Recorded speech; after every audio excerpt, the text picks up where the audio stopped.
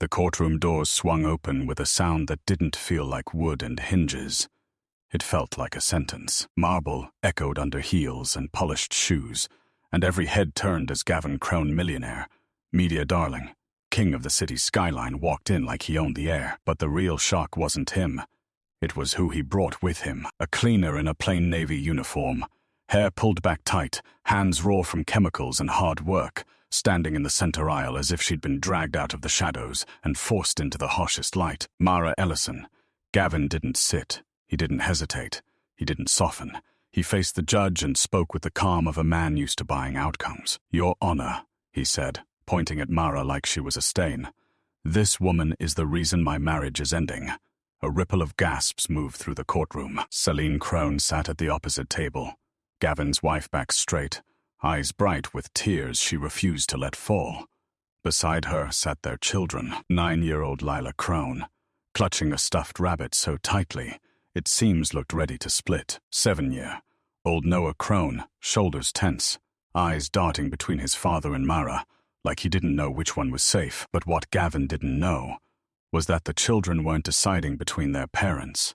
They were deciding between a lie and the truth. And then Mara lifted her chin, stared at the judge, and said something that made Gavin's confidence flicker for the first time. "Your Honor," she whispered, voice shaking but clear, "I didn't come here to ruin a family."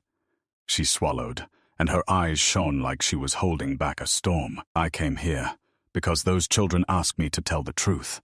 Celine's breath caught. Gavin's jaw tightened, and that was when Gavin noticed the small object peeking from Mara's pocket, an old folded paper sealed in a clear sleeve, edges worn like it had been carried for years. A letter, proof, or a blade wrapped in ink. Gavin's eyes narrowed, because the last time he'd seen a document like that, it had been locked inside his private safe, and it wasn't supposed to exist anymore. Not in her hands, not in divorce court, not with his children watching. The judge leaned forward, gaze sharp. "Miss Ellison," the judge said slowly, "why are you really here?" Mara's fingers trembled around the sleeve. Lila shifted in her seat, rabbit pressed to her chest. Noah's eyes filled like he was about to say something he'd been holding in for years, and the entire courtroom seemed to pause on a single question. Were the children about to choose their father because he was powerful, or were they about to choose the truth because it was theirs? And Gavin, who could buy lawyers, headlines, silence, was about to learn the one thing money couldn't purchase: a child's honest voice, because once it speaks, it doesn't care who you are. 2 months earlier, the Crown estate looked perfect from the outside. A gated mansion on a hill, manicured trees like soldiers guarding wealth, a driveway that curved like a private road into another world. Inside, everything was soft and expensive, cream-colored sofas no one truly lived on, framed art that felt more like trophies than taste, and silence so thick it made staff whisper even when no one was around. Gavin Crone was the kind of man who spoke softly and got loud results. He didn't rage in public. He didn't throw things, he just decided. And his decisions moved through people's lives like bulldozers. Clean, fast, final. Celine Crone was beautiful in the way magazines loved. But beauty couldn't cover exhaustion forever. Celine smiled at charity dinners and cried in bathrooms. She wore designer dresses and carried loneliness like a second purse. And their children, Lila and Noah, felt it. They felt the way their father's attention was always elsewhere. They felt the way their mother tried to fill the emptiness with bedtime stories and extra kisses. They felt the tension living in the hallways, the kind of tension that teaches a child to listen for footsteps instead of laughter. Then Mara arrived. Mara Ellison was hired through a cleaning agency after a staff shakeup. Marianne Holt, the head housekeeper, didn't like new faces, but she needed hands. Mara came in quiet, eyes down, voice gentle. She didn't stare at the expensive art. She didn't linger in rooms like she wanted something. She cleaned with precision, like she was trying to erase more than dust. And right away, she became a problem. Not because she was lazy, because she was kind. The first time Lila scraped her knee near the fountain, Celine's assistant reached for her phone like it was a checklist. Mara reached for the child. She knelt, cleaned the blood, and tied a cloth around the knee with hands that didn't shake. "It stings," Lila sniffled. "I know," Mara whispered, "but it won't win." Lila stared at her as if she'd never heard an adult speak like that. "Who are you?" Lila asked. Mara smiled softly. Just someone who knows how to make hurt smaller. From across the patio, Gavin watched. Not with gratitude, with suspicion. Because Gavin Crone didn't trust kindness that wasn't paid for. And that same evening, Celine noticed something else. Mara wore a simple necklace, a tiny silver locket doll, scratched almost hidden under her collar. It didn't look like something a cleaner would wear. It looked like something someone kept close for reasons that hurt. Celine's eyes lingered on it because she'd seen that shape before, in Gavin's private office, in an old photo of his mother. A locket Gavin claimed was lost, so how was it on a cleaner's throat? Celine didn't ask aloud yet. Not then, because in a house like Crown's, questions weren't innocent, they were dangerous. And the next day, Gavin proved it. He called Marianne into his office and said one sentence that made the staff stiffen. "Watch the new cleaner." Marianne blinked. "Sir," Gavin's voice stayed calm. "She's getting close to the kids." Marianne hesitated. "She's just kind." Gavin's eyes hardened. "Kindness is a strategy," he said. "I want to know what she wants." A threat hovered under every word. Marianne left pale, and by afternoon, cameras that had always watched the gate suddenly seemed to blink more often in the halls. Mara felt it. The way security looked at her longer, the way Marianne's instructions got sharper, the way Gavin's presence appeared in doorways like an accusation. Then, one evening, Mara was cleaning the upstairs corridor when she heard it. A crash, a child's cry. She ran toward the sound without thinking. Lila sat on the floor outside Gavin's office, stuffed rabbit beside her, eyes wide with panic. Noah stood frozen, small fists clenched. "The door locked," Lila cried. "Daddy locked it." Mara's heart jumped. She tried the handle, locked. Inside, muffled voices, Gavin's cold control and Celine's trembling restraint. A fight. The kind children weren't supposed to hear. Mara turned to the kids, forcing calm into her voice. "Go to your room," she whispered. "Now." Noah shook his head. "Mom's crying." Lila's voice broke. "Dad's mad." Mara knelt to their level. "Listen to me," Mara said softly. "Your mom is strong, but she needs quiet right now. Can you give her quiet?" Noah's lip trembled. Lila nodded and grabbed the rabbit. Mara guided them down the hall step by step, like she was walking them away from a fire. But before they reached the corner, the office door swung open. Gavin stepped out. His face was calm.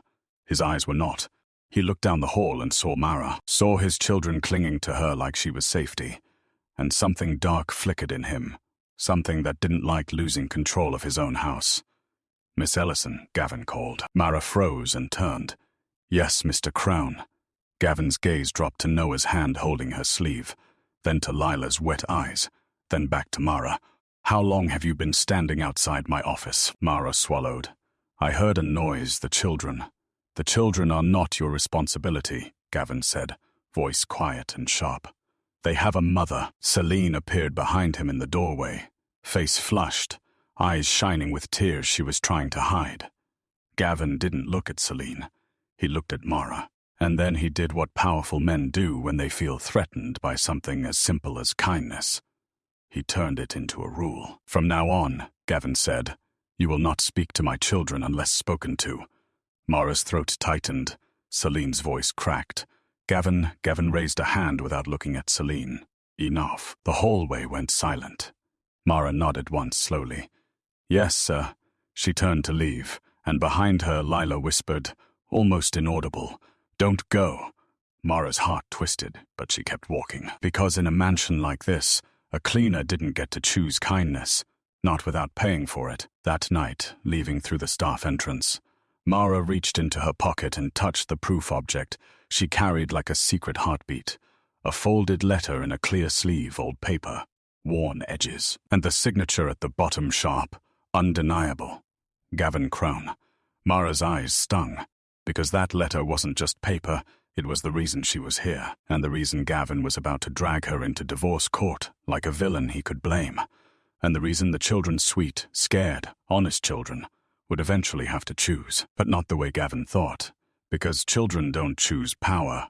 Not when power hurts. They choose whoever makes them feel safe. And Mara was about to discover what happens when a child's choice becomes a weapon in the hands of a court. The next morning, the Crown estate looked the same from the outside. Same iron gates, same manicured hedges, same windows reflecting the sky like nothing inside could ever be ugly. But inside, everything had shifted. It was subtle, like a crack in a glass table you only notice when light hits it just right. A staff member's eyes dropping too fast. A security guard standing in a doorway, a little longer than necessary. Marianne's voice sharper than usual, like she was trying to cut fear into order, and Mara felt it the moment she stepped into the staff corridor. She didn't even have to see Gavin to know he was watching, because a house like this didn't need ghosts. It had cameras, and the people who operated those cameras were loyal to money, not to truth.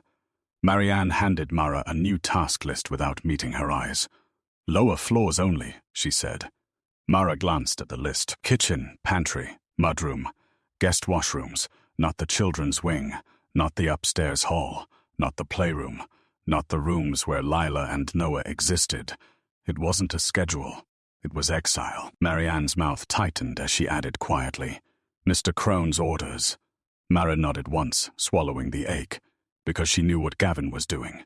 He wasn't just keeping her away from the children. He was building a story, and in that story Mara wasn't a woman trying to survive. She was a danger, a temptation, a third party, a convenient villain to pin the collapse of a marriage on, so Gavin could keep his own hands clean. Mara pushed her cart toward the kitchen, forcing her breathing to stay even. But as she rounded the corner, a small figure stepped out of the pantry and nearly collided with her. Noah, his hair still messy like he'd dressed himself, his cheeks pale, eyes wide. Mara froze. Noah froze too. Then Noah whispered. "They said, 'I'm not allowed to talk to you.'" Mara's throat tightened. "And what did you say?" Mara asked softly. Noah swallowed hard. "I said." His voice shook. "I don't care." Before Mara could respond, footsteps echoed down the hall. "Marianne." Noah's eyes widened in panic. Mara reacted without thinking. She guided Noah back into the pantry gently, placing a finger to her lips. "Stay quiet," she whispered. "Just a minute." Noah nodded, trembling. Marianne appeared, eyes sharp. "What are you doing?" Marianne demanded.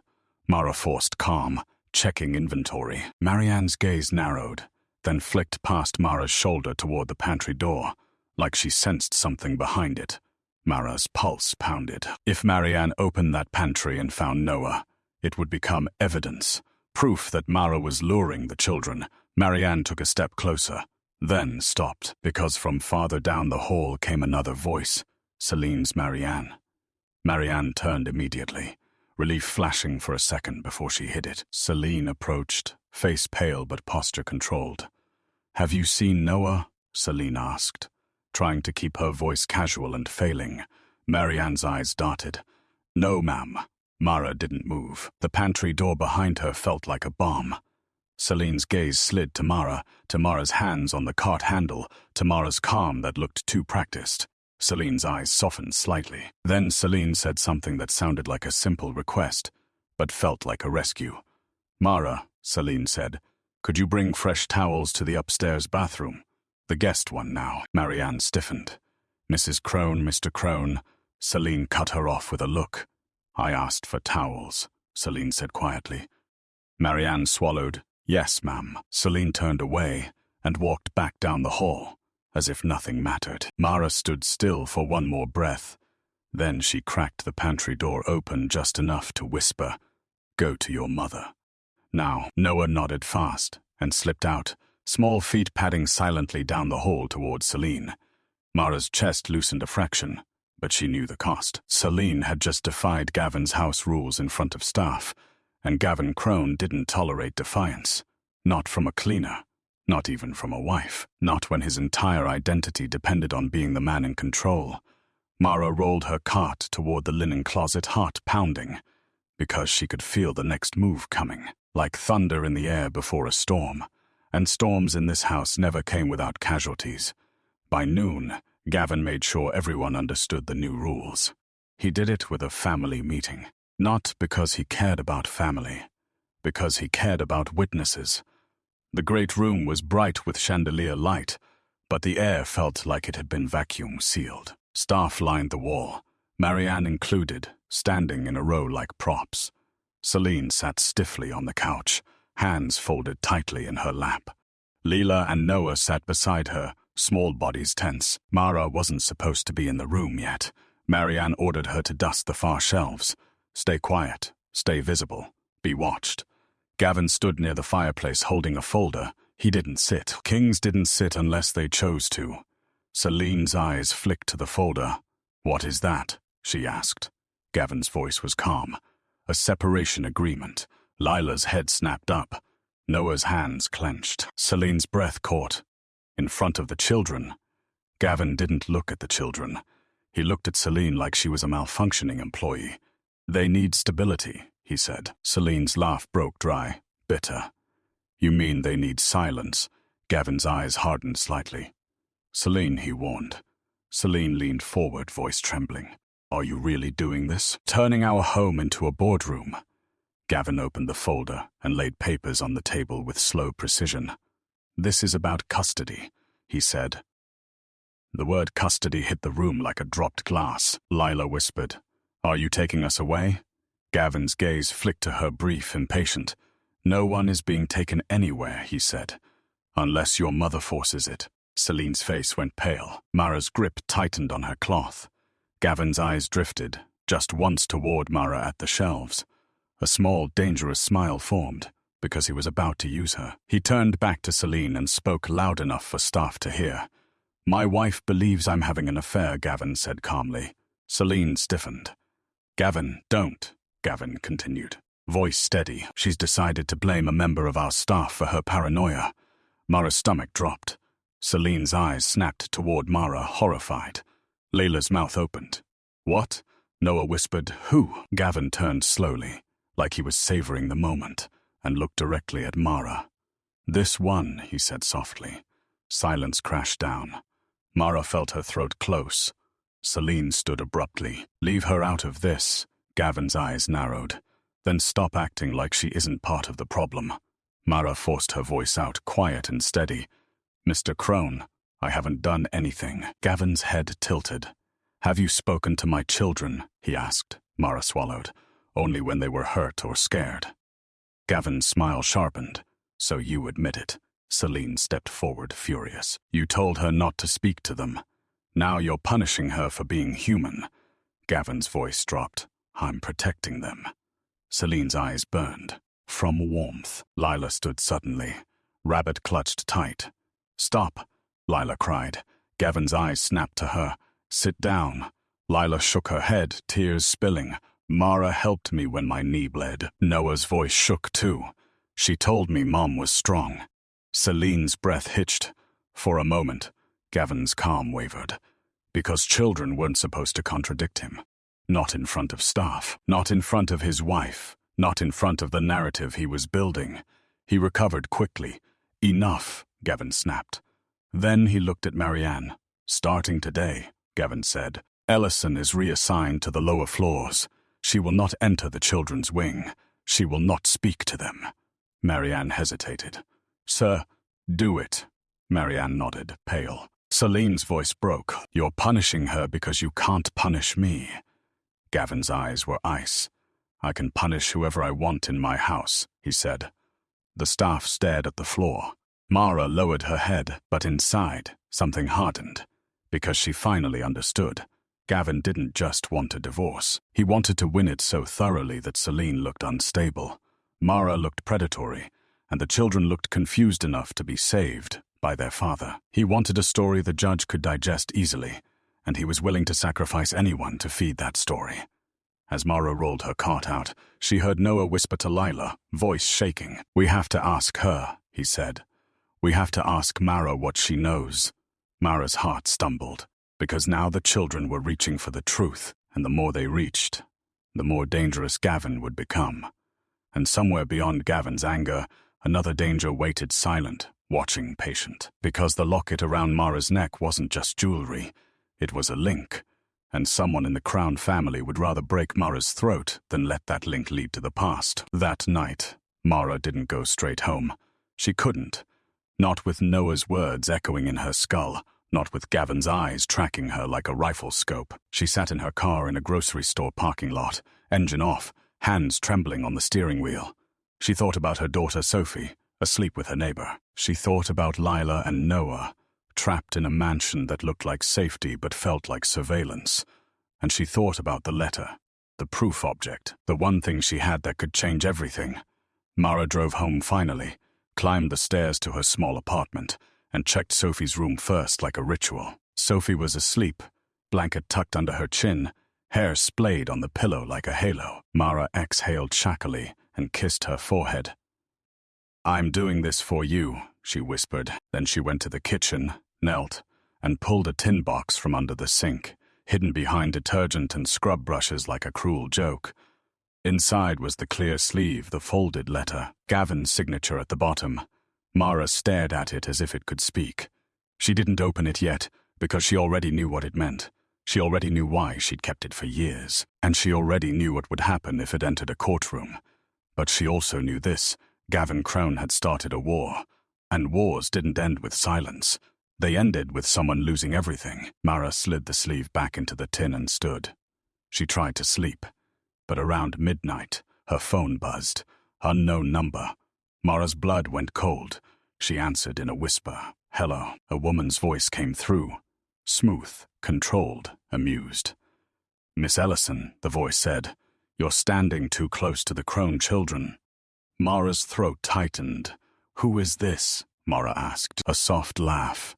"Someone who doesn't like surprises," the woman murmured. Mara's hand trembled around the phone. "I don't want trouble," Mara whispered. The voice softened, almost kind. "Oh, you don't get to choose that," the woman said. "Not when children start choosing you." Mara's stomach dropped. "Leave my daughter out of this," Mara said, voice cracking. The woman didn't deny anything. She only asked, calmly, "Do you still have the letter with Gavin's signature?" Mara froze. Silence stretched. Then the woman whispered, "Good night, Miss Ellison. Decide what you're willing to sacrifice." The call ended. Mara sat in the dark, shaking, because now she knew two things. Gavin was building a case, and someone else, someone with reach, knew about the proof object. Meaning the divorce wasn't just about a marriage. It was about a secret bigger than Celine, bigger than Mara, bigger than the children. And if Mara didn't move carefully, the next thing taken wouldn't be her job. It would be her child. The next day, Gavin called Mara into his office. Marianne delivered the message with a face that looked like she wished she could lie. Mara walked down the corridor, every step heavy. She entered the office and saw Celine there too, standing near the window, arms crossed, eyes red, rimmed. Gavin sat behind his desk, calm as glass. He slid a folder across the desk. "This is a formal complaint," Gavin said. Mara's throat tightened. "A complaint for inappropriate involvement with my children," Gavin replied. Celine's head snapped. "Gavin, stop." Gavin didn't look at Celine. "You will sign this acknowledgement," Gavin said to Mara, "and you will consent to a review of your belongings on the property." Mara froze. "A search." Celine's breath hitched. "You can't just—" "I can," Gavin said calmly. "Because an item is missing from my home." Celine stiffened. "What item?" Gavin's gaze flicked briefly to Mara's throat. "A personal object," he said. "Sentimental, valuable."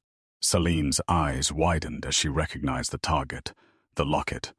Mara's locket. Mara's fingers curled over it instinctively. Gavin's voice dropped.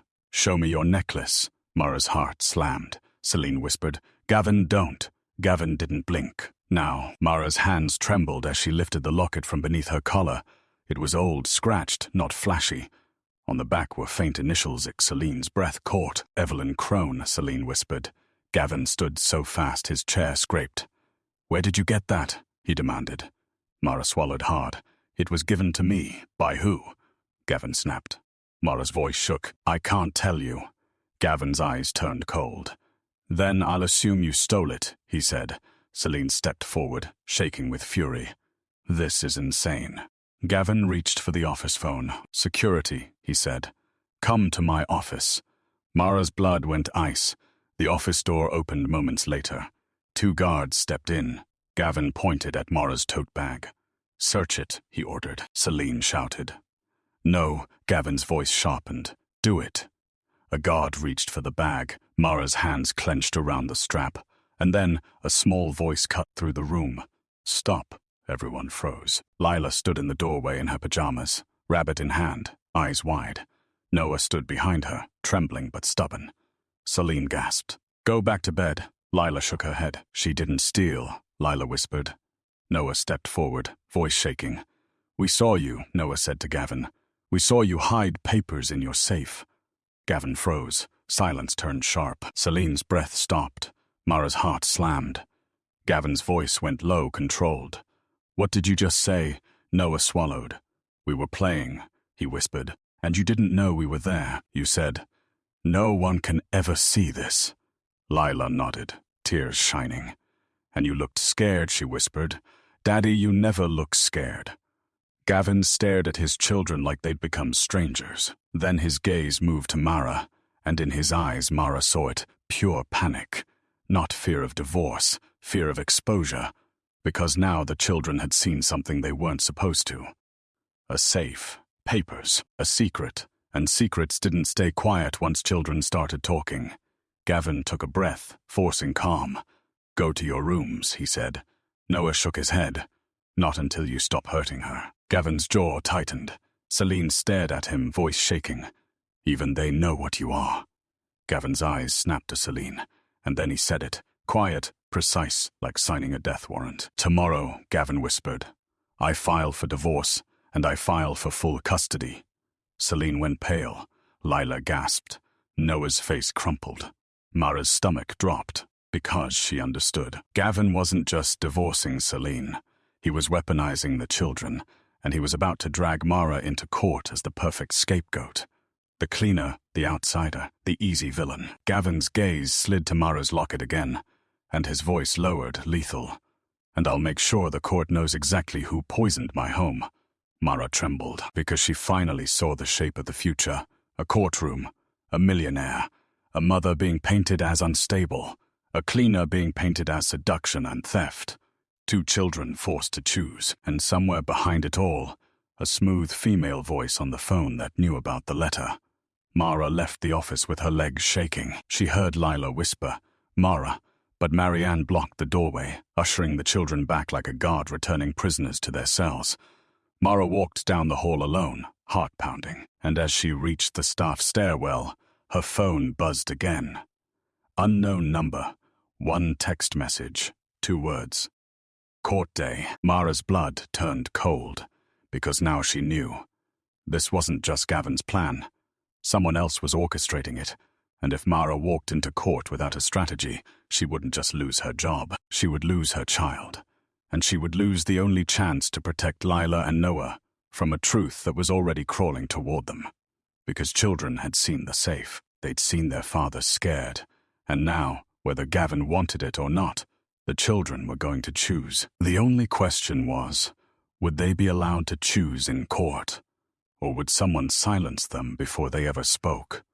Court day arrived like a storm with clean edges. The Crone family didn't walk into the courthouse the way regular people did. Through the front doors, past the metal detectors, past the line of ordinary lives. They entered through a side corridor, reserved for names that made security guards straighten their posture. Gavin Crone moved first, suit perfect, jaw set, eyes steady like he was headed into a board meeting. Celine followed, spine straight, hands trembling only when she thought no one saw. Lila and Noah walked between their parents, small fingers tangled together, as if they decided the only safe thing left was each other. And then came Mara, not in her uniform. A simple black dress, hair pinned back, face pale from sleeplessness. A cleaner made presentable for court, like the world needed her to look acceptable before it could judge her. Mara's daughter Sophie sat in the back row with a court-appointed sitter, hugging her blanket, eyes wide. Mara didn't look at Gavin. She looked at the children, because she could feel it like pressure before a confession. Today, Lila and Noah would be asked to choose, and Gavin believed money would guide their answer. But children didn't choose what you told them to choose. They chose what their bodies knew. Who felt safe? Who told the truth? Who didn't turn love into leverage? The courtroom doors opened, and the show began. Gavin's attorney, Marshal Vane stood first, smooth voice, polished words, a face trained to turn cruelty into concern. Your Honor, Marshal began. Mr. Gavin Crown seeks temporary full custody due to destabilizing influences and inappropriate involvement by household staff, encouraged by Mrs. Crown. Celine's attorney, Diane Mercer, rose immediately. Objection, Diane said. This is character assassination wrapped in legal language. The judge lifted a hand. Proceed, the judge said, eyes sharp. But I want facts. Marshall smiled like facts were a product he could supply. He turned toward Gavin. Gavin spoke with calm precision.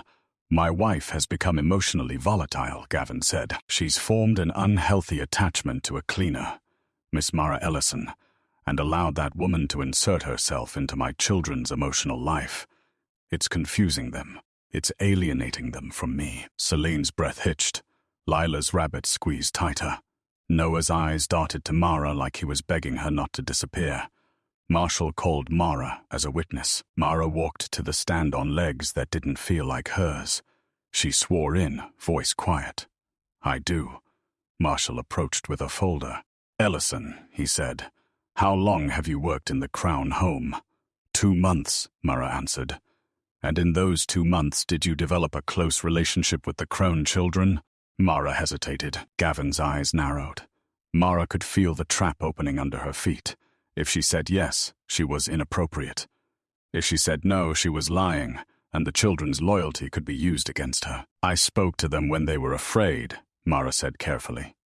When they were hurt. Marshall nodded as if she'd confessed to a crime. So you inserted yourself. Diane stood. Objection. That's interpretation, not testimony. Sustained, the judge said. Mr. Vane asked questions. Don't narrate. Marshall smiled faintly, then shifted. Miss Ellison, did you ever enter Mr. Crone's private office without permission? The courtroom tightened. Celine's throat closed. Noah's eyes widened. Mara swallowed hard. No, Mara said. Marshall lifted a printed still from security footage, a blurred figure in the corridor near Gavin's office at night. Then explain this, Marshall said. Isn't this you? Outside Mr. Crone's office after hours? Mara stared at the photo. It's me, she said, voice shaking. Because I heard the children crying outside the locked door. Marshall's tone sharpened. So you admit you were there at night? I was there because they were scared, Mara repeated. Marshall's eyes gleamed.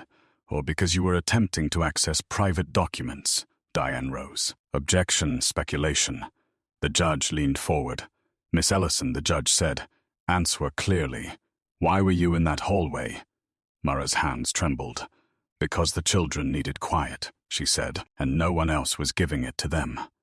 A ripple moved through the room, something like discomfort, because even in court, the truth had a certain smell, and it didn't smell like Gavin's polished story. Marshall wasn't done. He reached for the next weapon. A clear sleeve, a folded paper inside, Gavin's signature at the bottom. Celine's breath stopped. Mara's blood turned to ice. Marshall held it up like a trophy. Your Honor, Marshall said, we believe Miss Ellison has been in possession of documents belonging to Mr. Crown, documents taken without consent. Celine whispered. No. Lila's mouth trembled. Noah's eyes filled. Mara stared at the sleeve because she knew that paper. She knew its shape, its worn edges. It had been hers. It had been hidden. And now it was in Gavin's hand, and Gavin had brought it here for one reason, to bury her with it. Marshall turned to Mara, voice dripping with false sympathy. Miss Ellison, he said, how did you obtain this letter signed by my client? Mara's heart pounded so hard it hurt. She looked at Celine. Celine stared back, pleading, tell the truth. Mara looked at Sophie in the back row, and Mara heard the unknown woman's voice in her mind again. Smooth, cold. Decide what you're willing to sacrifice. Mara swallowed. I obtained it, Mara said, voice trembling. Because it was given to me. Marshall smiled slightly. By whom? Mara's throat tightened. Before she could answer, a small voice cut through the courtroom like a bell. Everyone turned. Lila stood up, rabbit clutched tight, shaking. The judge frowned. Order, the judge warned. But Lila didn't sit. Her voice trembled, yet it was loud enough to echo. Daddy is lying, Lila said. Gavin froze. Marshall snapped. "Sweetheart, sit down."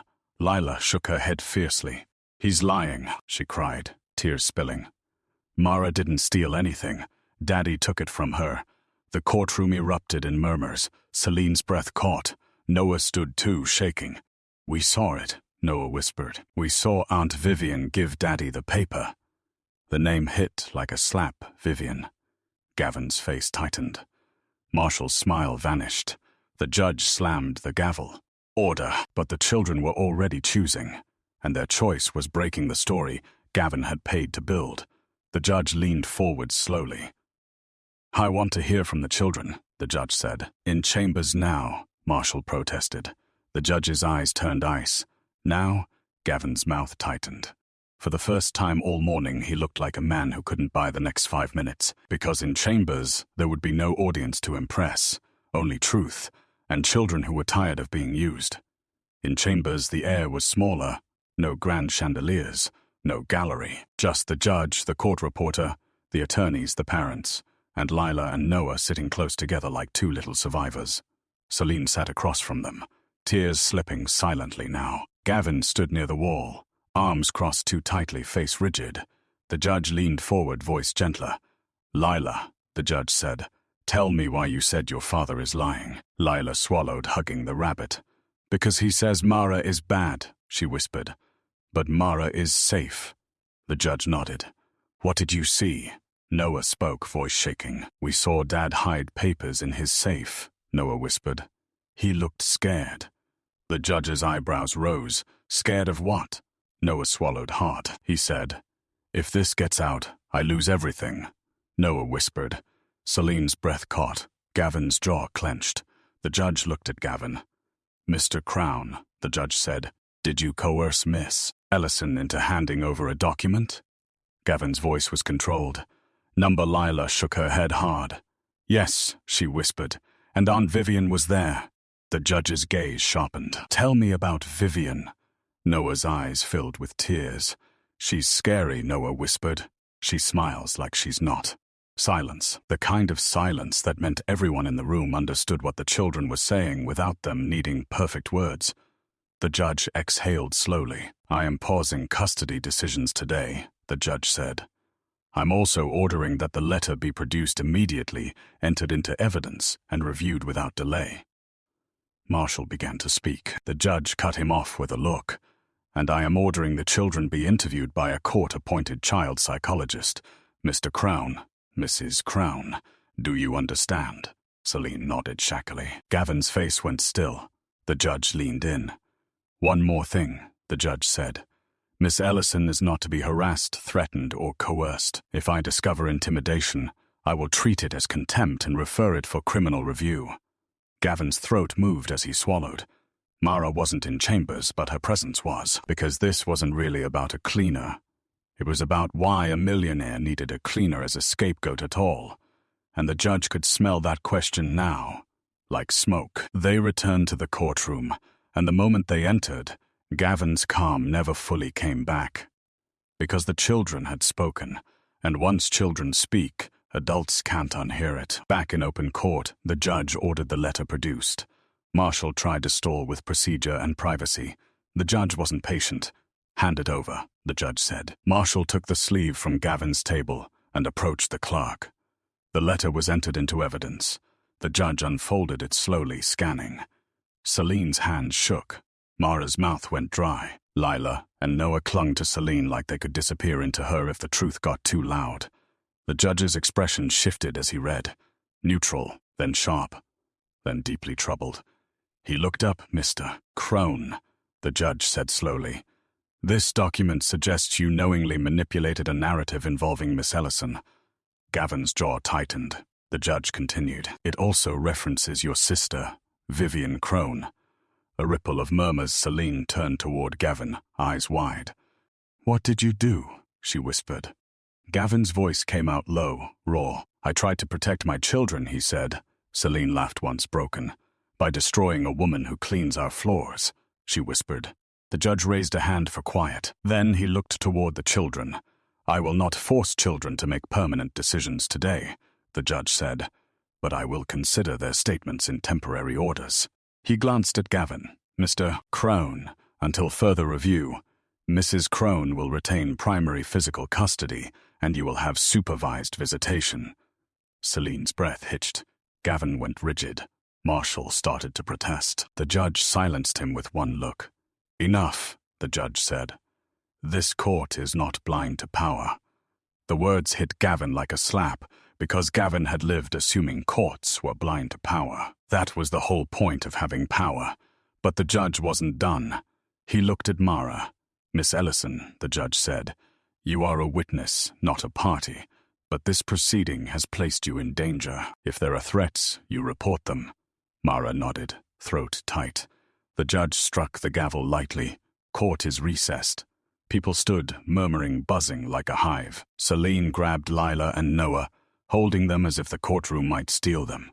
Mara turned to Sophie in the back row, relief trembling through her, and Gavin sat down slowly, as if the chair had suddenly become heavy, because he'd brought the cleaner to court to win, and his children's choice had made him lose the first battle. But the war wasn't over, because Vivian, who had been named out loud, would not accept exposure quietly, and Gavin knew it. He could feel it in the cold space behind his ribs, the same space where his control used to sit, now filled with fear. And fear had a voice. It sounded like a phone buzzing at the worst possible moment. As they exited the courthouse through the private corridor, Gavin's phone vibrated. Unknown number. One message. A photo. Lila and Noah at the mansion, asleep in their beds, taken from an angle that could only come from inside the house. A caption underneath, "They speak again, they don't wake up." Celine saw it and went white.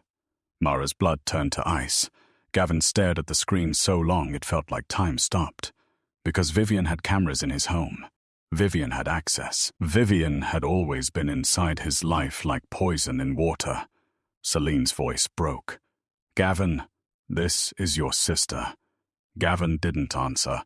He couldn't, because suddenly the enemy wasn't a divorce. It was a woman who treated children like leverage. Mara's hands shook. "I told you," Mara whispered.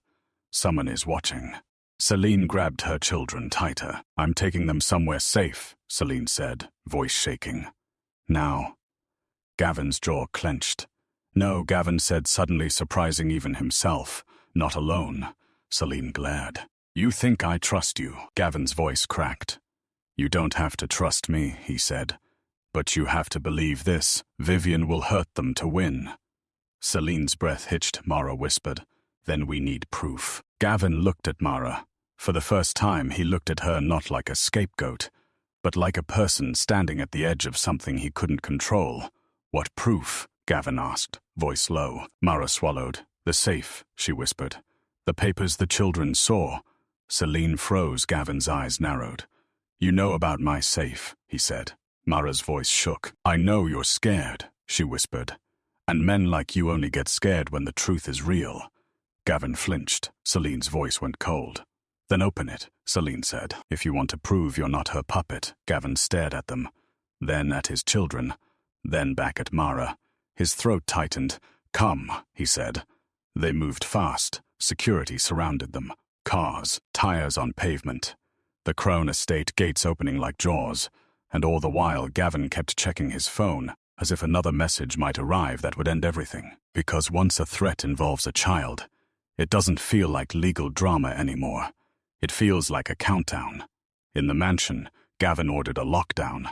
Guards at every entrance, cameras checked. The kids moved to Celine's bedroom with extra security stationed outside. Lila clung to Celine, trembling.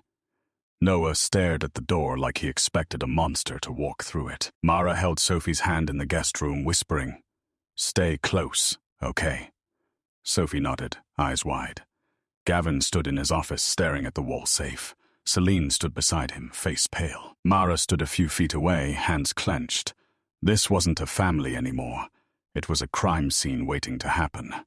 Gavin entered the code.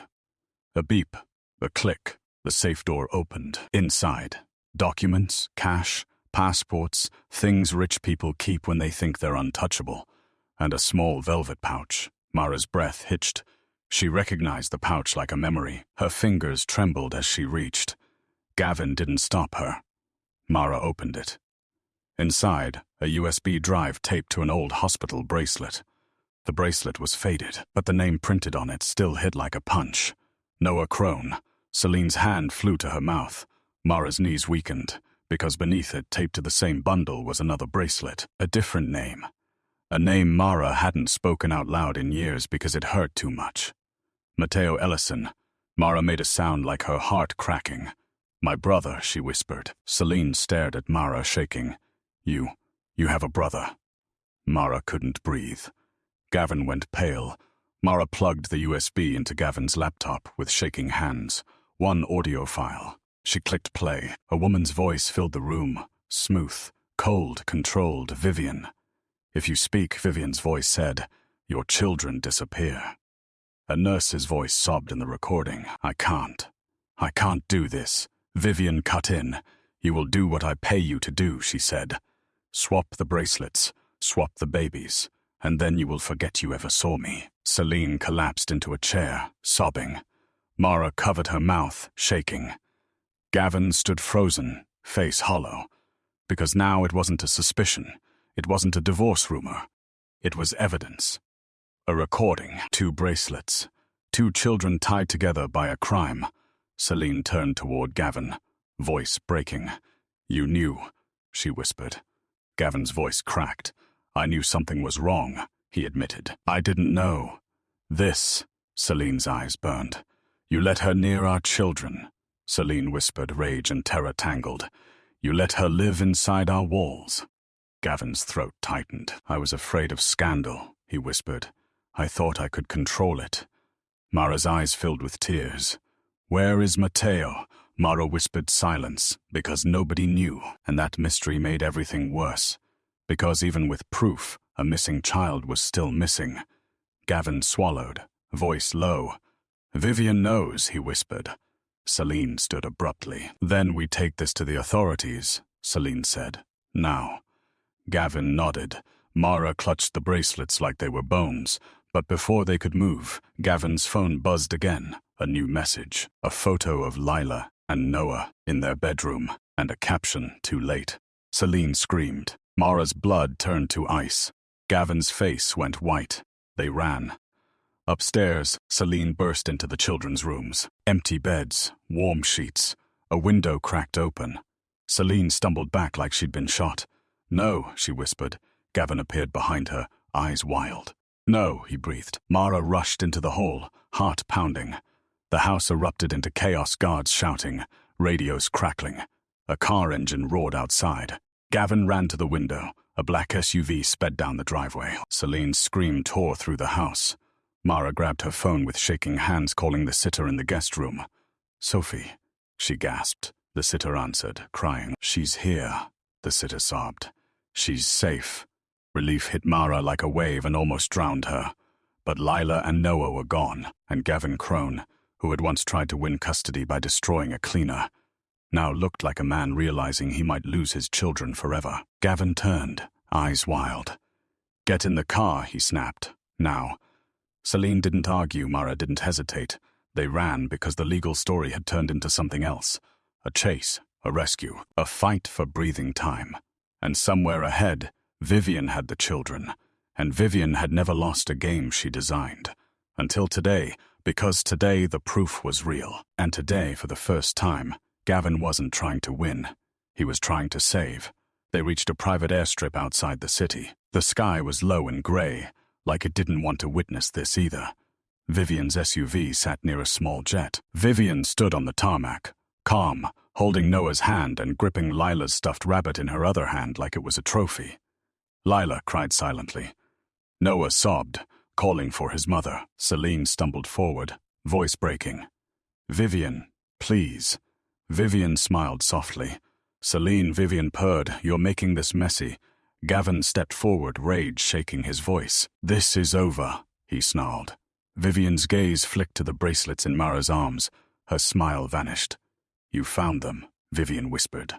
Mara's voice cracked. "Where is Mateo?" Mara sobbed. Vivian's eyes hardened. "You shouldn't say that name," Vivian said softly. "Names make ghosts." Celine lunged. but Gavin held her back. Vivian tightened her grip on Noah and moved Lila closer to the jet stairs. "One more step," Vivian warned, and I let go. Celine froze, sobbing. Vivian's voice stayed calm. "Give me the bracelets," Vivian said. "Give me the USB, and you get your children." Mara's body shook, Celine whispered. "Mara, please." Gavin's voice broke. "It's the only proof," he whispered. Vivian smiled coldly. "Then choose," she whispered. "Proof, or your children." Celine's sob became a sound that didn't belong to a human throat. Mara stared at Lila and Noah, two children, terrified, shaking, innocent. Mara thought of Sophie, thought of Matteo, and she understood the cruelty. Vivian didn't just steal children. She forced mothers to trade them. Mara swallowed, voice trembling. "Okay," Mara whispered. Gavin snapped. Mara stepped forward. She held the proof bundle out. Vivian reached, and Mara flung it sideways, hard toward Gavin's security guard, who had rushed in behind Vivian with a body camera recording. The guard caught it instinctively. Vivian's eyes widened with rage. "What did you do?" Vivian screamed. Gavin lunged. Sirens wailed in the distance palace. Finally out of Vivian's reach, Vivian yanked Noah and Lila toward the jet. But it was too late. The body camera captured everything. The threat, the exchange, the kidnapping, the proof objects now in official custody. Gavin tackled Vivian. Celine screamed. Mara ran to the children, yanking them back, pulling them into her arms with Celine. Vivian fought like an animal, nails tearing at Gavin's face. "You ungrateful fool." Vivian shrieked. Gavin roared. "You almost killed my children." Police swarmed. Vivian was cuffed, dragged away, hair disheveled, eyes blazing with hate. She screamed as they hauled her toward the patrol car. "You think truth matters?" she shrieked. "Truth is what rich people sell." But the body cam had recorded her, and the bracelets and recording had names on them, and names are heavy in court, especially when children are attached. Celine collapsed to her knees, clutching Lila and Noah, sobbing. Gavin stood bleeding, trembling, staring at his children like he couldn't believe they were alive. And Mara stood there holding her breath, because one question still hung in the air like unfinished prayer. Where was Matteo? The weeks that followed were no longer controlled by Gavin's lawyers.